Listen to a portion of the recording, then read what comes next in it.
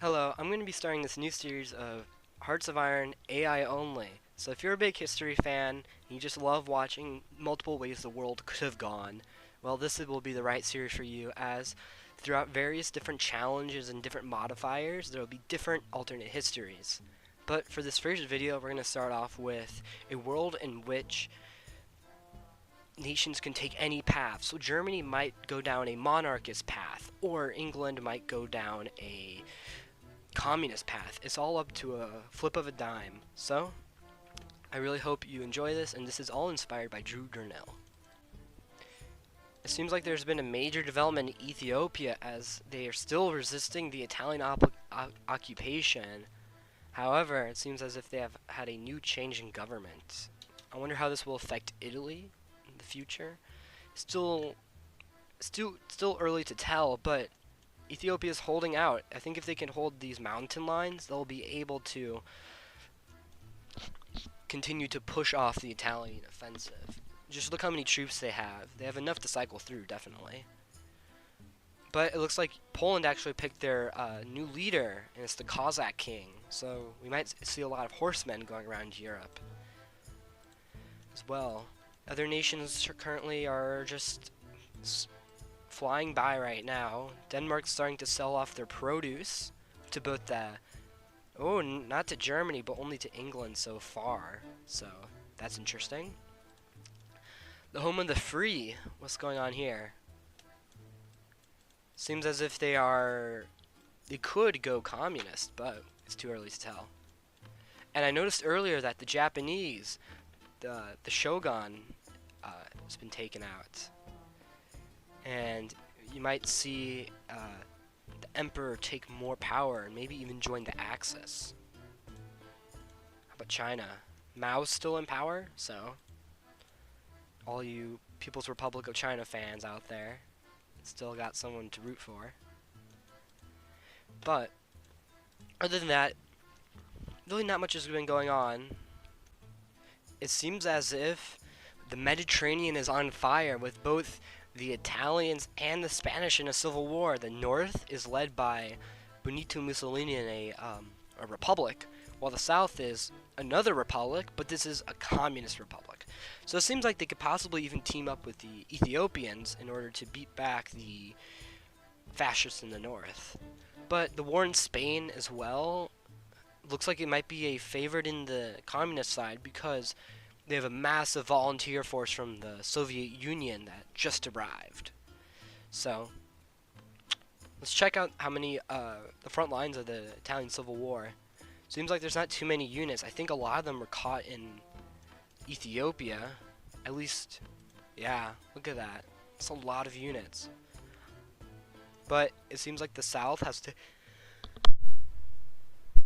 get a quick victory if they are wanting to win, but it's too early to tell. It might end up in a stalemate, which will definitely hurt the Germans' alliance.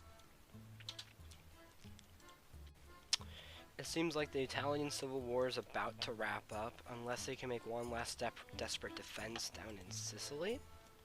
But it does not seem like it's going to happen. While in Spain, it's pretty clear at this point that the Spanish, just regular Spain, democratic Spain will win the Civil War as the nationalists, the Carlists, and the anarchists are on their back. Poland and Czechia are now at war. I think Poland is trying to obtain the Slovak territory, but not Romania at all. But because of this war, both Poland is now at war with Romania due to a non-aggression pact. So I think this is dashing any hopes for Poland to create a large faction in order to fight off communism, because now they must battle and defeat the Poles and the Czechs. In a surprise turn of events, the Germans actually came to the assistance of Poland, as Germany declared war on Czechoslovakia, which has brought them into a war with Yugoslavia. Now the Axis and Poland are fighting the Czech Entente, which will be a deadly battle for both sides. If Germany is to win this war, they'll give them a huge advantage over the Allies, which is only just United Kingdom and its puppets with France and Denmark. Not really much of a fight to be put up. But Germany's just plowing through Czechoslovakia with their tank divisions. All they need to do is capitulate them and the whole faction goes under.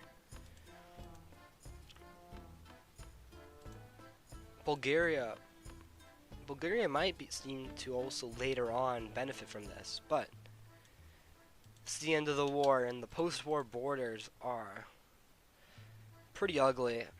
But Poland has taken Bessarabia, which is a good buffer zone between them and Russia, and taken Transylvania, southern Slovakia, and half of eastern Slovakia, while Germany has annexed all of Yugoslavia, most of Romania, and Bohemia. I don't believe the Hungarians will be too happy about this, but it's too close to tell if Poland will be able to fight off the Germans if they seem to invade, which seems likely soon, which may lead to them not being able to support Poland. We'll see, though. Surprisingly, actually, Poland did give up Danzig to the Germans. Yet because of their Lithuanian conquest, they still have a port to the sea.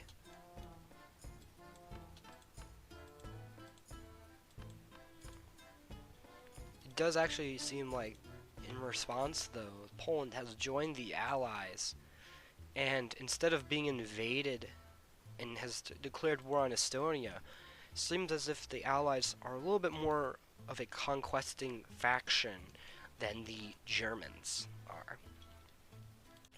It seems as if the Second World War has broken out over over a war with the Luxembourg. As once Germany declared war on Luxembourg, World War II broke out. They still have to deal with Poland.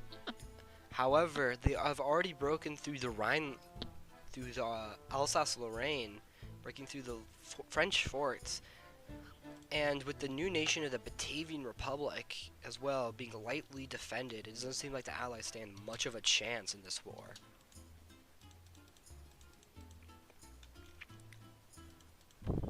Poland is immediately getting squished upon, and it seems as if the Middle East also joined the Axis, giving them a leadway to invading India and Egypt.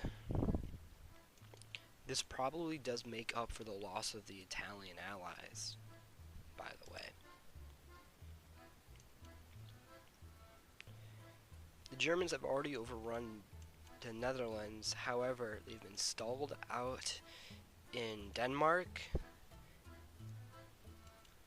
and have made some advancements into France, but they have yet to invade Belgium, which has a massive standing army. But it just seems as if right now the Germans are overextended in their territory. Yet, so are the Polish, as they're getting massive encirclements, and soon the Germans might try and encircle Transylvania. With this catastrophe on two fronts, it seems as if the Germans are able to push through Belgium, but it seems as if the front has slowed down a little bit just right outside of Brussels. But there's also some new combatants. Iceland has joined the Germans' faction, while Sweden has just unified with Denmark, but is now at war with Iceland, which will bring them into war with Germany, opening up a whole new front.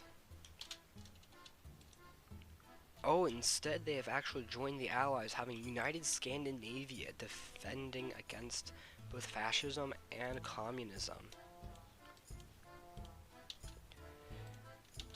But because of this, they have regained continental Denmark and are able to reinforce the units there. Germany is also already facing major setbacks along the front, as they have lost much of their eastern Polish land. they are also really low on equipment, as some of their troops only have 80% strength, and they're in a deficit of almost 50,000 guns, while the French only have minor deficits, and the Soviet Union also has minor deficits to what their army can hold. It doesn't seem like Russia has much longer, as they're constantly on the back foot. Even their front line is overwhelmed by the amounts of German troops. It seems as if Russia did not have enough time to prepare for this war. And even Leningrad is under siege as the Finnish made an advance.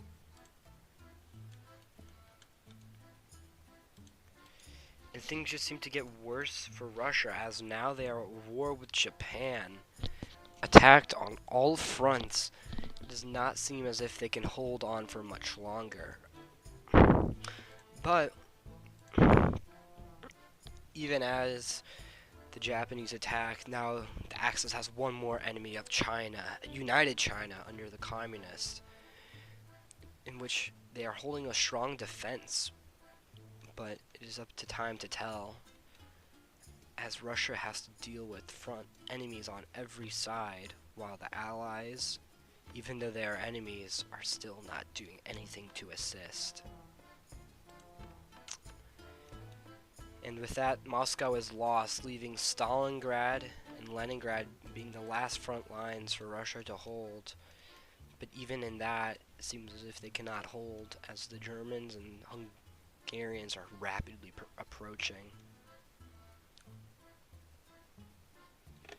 Even the Japanese have also stationed their ships in Europe, poised for an attack on England, possibly. While the United States still has done nothing yet in order to save democracy and freedom around the world. Stands quiet. Seems like with this last attack, Stalingrad will fall, leaving only one last city to stand in the way. The total German oppression. And if this city falls, much of their western forces will be encircled and defeated. Seems like as if the Italians are just willing for this to happen.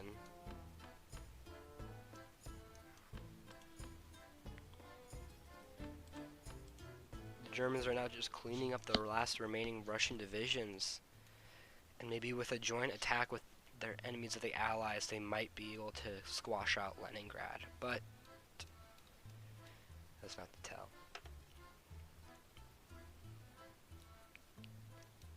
Along with the fall of Stalingrad, that has given the Germans the ability also to invade through the Caucasus and to secure the oil fields.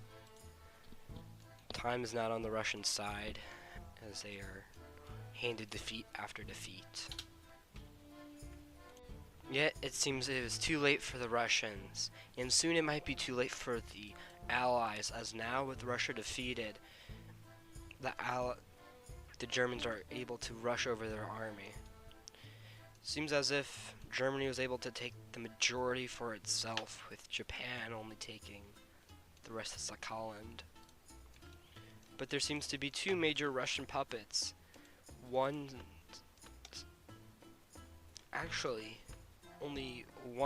No major puppets, but Russia now split up into a Far Eastern Federation created by the Allies, which holds much of the remaining Russian army, as well as the new Russian Empire based out of Vladivostok, which is certainly allied to the Axis, as it is also fascist.